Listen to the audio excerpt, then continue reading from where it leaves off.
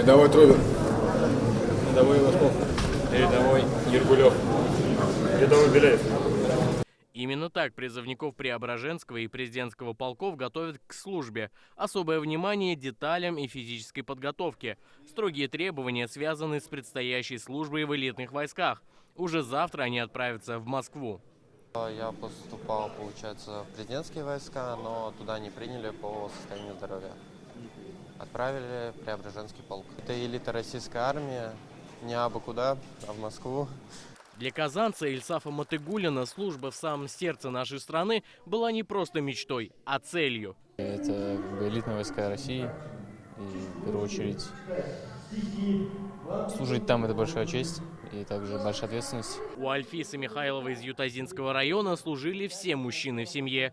Он решил следовать традициям. Решил пойти, потому что президентский полк — это самый почетный, и меня отобрали. Я считаю, что служить — это хорошо, у меня в семье все служили. Попасть в элиту российской армии может не каждый. Действуют строгие стандарты. Рост не менее 175 сантиметров, высокий моральный облик и образцовая семья. С 2010 года в элитных полках России отслужили более 700 татарстанцев. Завтра исполнять свой долг отправятся 35 призывников. Руководство республики и военный комиссариат республики убеждены, что наши призывники понесут самые лучшие традиции Татарстана в многонациональные наши воинские коллективы. Будут честными, верными друг другу, и их успехами будет гордиться родные и близкие.